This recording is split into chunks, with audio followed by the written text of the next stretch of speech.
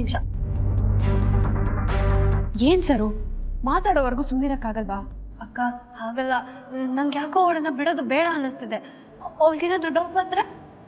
ಬರಲ್ಲ, ಅವಳಿಗೆ ಖಂಡಿತವಾಗ್ಲೂ ಯಾವುದೇ ಥರ ಡೌಟ್ ಬರಲ್ಲ. ಯಾರಾದರೂ ಕೇಳಿದ್ರೆ ನಾನು ಇಲ್ಲೇ ಓಡಾಡ್ಕೊಂಡಿದ್ದೆ ಅಂತನೋ ಅಥವಾ ನಾನು ಆಗಲೇ ಹೋದೆ ಅಂತನೋ ಹೇಳ್ತಾಳೆ ಹೊರತು ಅವಳ ಬಾಯಲ್ಲಿ ಸತ್ಯ ಖಂಡಿತ ಬರಲ್ಲ. ನೀನು ಅದ್ರ ಬಗ್ಗೆ ತಲೆ ಕೆಡಿಸ್ಕೋಬೇಡ. ಅಕ್ಕ, ಹಾಗಿದ್ರೆ ಬೇಗ ಫೋನ್ ಮಾಡಿ ಬಿಡೋಕ್ ಹೇಳಿ. ಈ ಸಿನಿಮಾದಲ್ಲಿ ಹೀರೋಯಿನ್ ಬರೋಷ್ಟರಲ್ಲಿ ಹೀರೋಯಿನ್ ಯಾರಿಗೋ ತಾಳಿ ಕಟ್ಟಿರ್ತಾನೆ, ಹಾಗೆ ಇವಳು ಒಳಗಡೆ ಎಂಟ್ರಿ ಆಗ್ಬೇಕು. ಏಜೆ ಶ್ವೇತನ್ ತಾಳಿ ಕಟ್ಟೋದನ್ನ ಇಲ್ಲ ನೋಡೋದನ್ನ ನಾನು ನನ್ನ ಕಣ್ಣಾರೆ ನೋಡಿ ಸಂತೋಷ ಪಡಬೇಕು.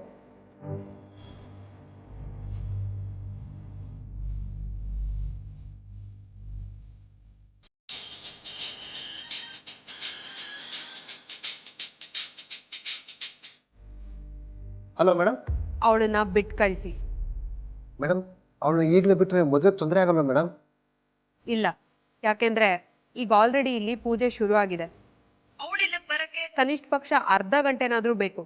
ಅವಳಿಲ್ಲಿಗೆ ಬರೋ ಅಷ್ಟರಲ್ಲಿ ಇಲ್ಲಿ ಶಾಸ್ತ್ರಗಳೆಲ್ಲ ಮುಗ್ದು ಹೋಗಿರುತ್ತೆ. ಸರಿ ಮೇಡಮ್. ಇನ್ನೊಂದು ಮಾತು, ಅವಳನ್ನ ಯಾವ ರೀಸನ್ ಹೇಳಿ ಅಲ್ಲಿಗೆ ಕರೆಸ್ಕೊಂಡ್ರೋ ಅದನ್ನೇ ಮೇಂಟೈನ್ ಮಾಡಬೇಕು. ಅವಳಿಗೆ ಯಾವುದೇ ರೀತಿ ಡೌಟ್ ಬರಬಾರ್ದು. ಓಕೆ ಮೇಡಮ್, ನೀವು ಹೇಳ್ದಾಗೆ ಮಾಡ್ತೀನಿ. ಗುಡ್.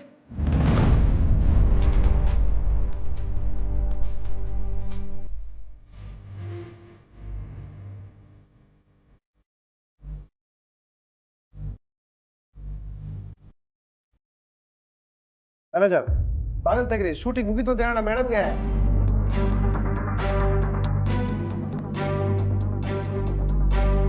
ಯಾರು ನೀವೆಲ್ಲ? ನನ್ನ ಯಾಕೆ ಕೂಡಾಕಿದ್ರಿ? ಶೂಟಿಂಗ್ ಅಂತ ಹೇಳ್ಬಿಟ್ಟು ನಂಗೆ ಟಾರ್ಚರ್ ಮಾಡ್ತಿದ್ದೀರಾ? ಇದೇನಾದ್ರೂ ಮೀಡಿಯಾದವ್ರಿಗೆ ವಿಷಯ ಗೊತ್ತಾದ್ರೆ ಅವ್ರು ನಿಮ್ ಯಾರು ಸುಮ್ಮನೆ ಬಿಡಲ್ಲ, ಗೊತ್ತಾ?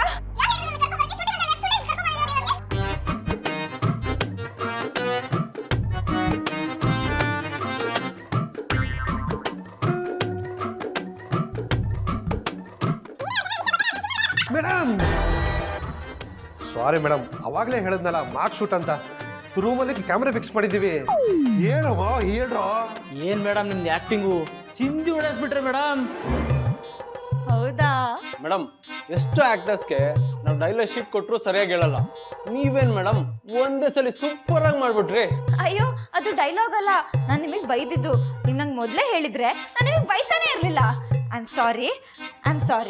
ಮೇಡಮ್ ಸಾರಿ ಯಾಕೆ ಕೇಳ್ತೀರಾ? ಅದೇ ನ್ಯಾಚುರಲ್ ಆ್ಯಕ್ಟಿಂಗು. ನಾವು ಅನ್ಕೊಂಡಂಗೆ ಆಯಿತು. ನೀವು ಹೊರಡ್ಬೋದು, ನಾವು ಶೂಟಿಂಗಿಂದ ಫೋನ್ ಮಾಡ್ತೀನಿ. ತಗೊಳ್ಳಿ ಮೇಡಮ್ ನಿಮ್ಮ ಫೋನ್. ಪರವಾಗಿಲ್ಲ, ಒಂದು 5 ನಿಮಿಷ ಇಟ್ಕೊಳ್ಳಿ. ನಾನು ಎಂಥ ಆ್ಯಕ್ಟ್ರ್ ಗೊತ್ತಾ? ಅದ್ರಲ್ಲಿ ಬರೀ ನಾನು ಕಿರ್ಚೋದು ಅಳೋದಷ್ಟೇ ಕ್ಯಾಪ್ಚರ್ ಆಗಿರೋದು. ನನ್ನ ಆ್ಯಕ್ಟಿಂಗ್ ಕವರೇ ಆಗಿಲ್ಲ. ಅದೆಲ್ಲ ಸೀಸನ್ ಮಾಡ್ಕೋತೀವಿ ಬಿಡಿ ಮೇಡಮ್. ನನ್ನಲ್ಲಿರೋ ಕಲಾಶಾರದೆನ ನಿಮಗೆ ಪರಿಚಯ ಮಾಡಿಸ್ಕೊಟ್ರೆ ಮುಂದೆ ಆ್ಯಕ್ಟಿಂಗ್ ಮಾಡ್ಸೋಕ್ಕೆ ನಿಮಗೆ ಅನುಕೂಲ ಆಗುತ್ತೆ. ಈಗ ನವರಸಗಳನ್ನ ನಾನು ಆ್ಯಕ್ಟ್ ಮಾಡಿ ತೋರಿಸ್ತೀನಿ, ನೋಡ್ತೀರಾ? ಅದ್ರಲ್ಲಿ ಮೊದಲನೇದು ಶೃಂಗಾರದ ಹೊಂಗೆ ಮರ ಹೂ ಬಿಟ್ಟಿದೆ. ಅದರಲ್ಲಿ ನಾನು ಮಹಾರಾಣಿ, ನೀವು ಹಾಗಾದ್ರೆ ನಾನು ಮಹಾರಾಜನ? ಅಲ್ಲ, ಸಖಿ. ಎಲ್ಲಿ ನನ್ನ ಮನೋಹರ ಪ್ರಿಯಕರ ಕಾಣುತ್ತಿಲ್ಲವಲ್ಲ? ಎಲ್ಲಿರುವನು ಸಖಿ? ಮೇಡಮ್ ಎಲ್ಲ ವಾಕಿಂಗೋ ಜಾಕಿಂಗೋ ಎಲ್ಲ ಹೋಗಿರ್ತಾರೆ, ಬರ್ತಾರೆ, ಸುಮ್ಮನಿರಿ ಮೇಡಮ್.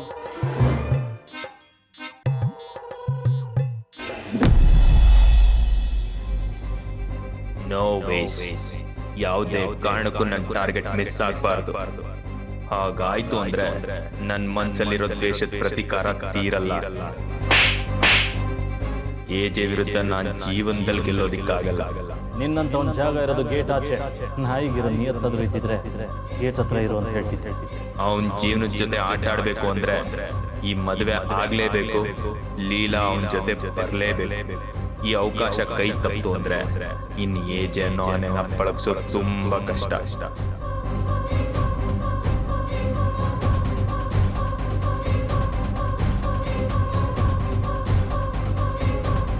ಸಮಯ ಹತ್ರ ಬರ್ತಿದೆ ದೇವ್, ಇನ್ ತಡ ಮಾಡೋದ್ರಲ್ಲಿ ಅರ್ಥ ಇಲ್ಲ.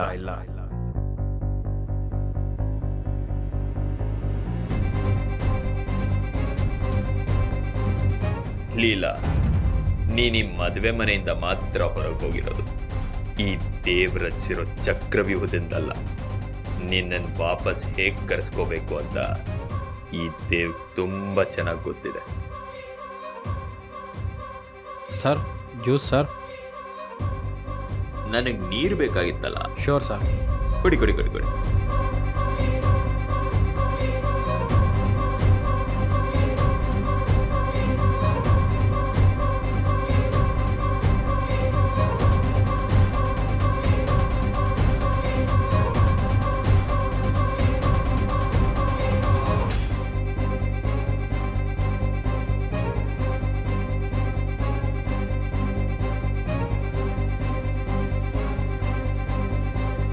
ಸರ್.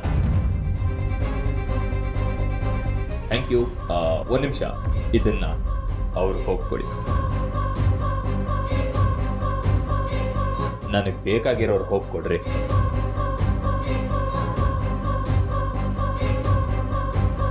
Use madam.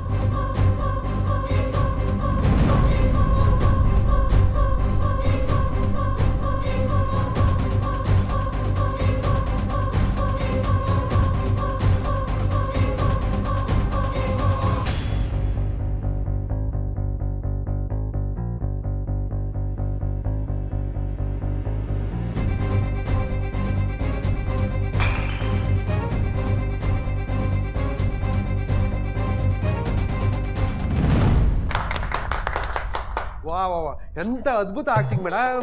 ಇಂಥ ಆರ್ಟಿಸ್ಟ್ ಜನ್ಮದಲ್ಲೂ ನೋಡಿಲ್ಲ. ತೊಳ್ಳಿ.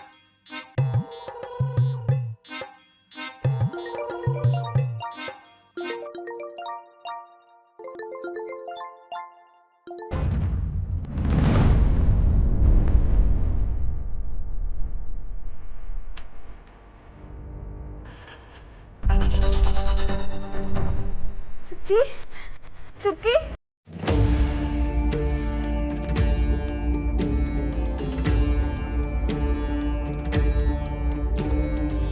ತಾಯಿ ಚಾಮುಂಡಿ, ಇಲ್ಲಿ ಏನೇ ಆಗ್ತಿದ್ರು, ಮುಂದೆ ಏನೇ ಆಗೋದಿದ್ರು ಕೂಡ ಅದೆಲ್ಲ ನಿಲ್ಲಲೇನೆ.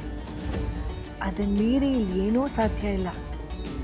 ಹಾಗಾಗಿ ಎಲ್ಲ ನಿಲ್ಲೀಲೆ ಅಂತ ಆಗಲಿ.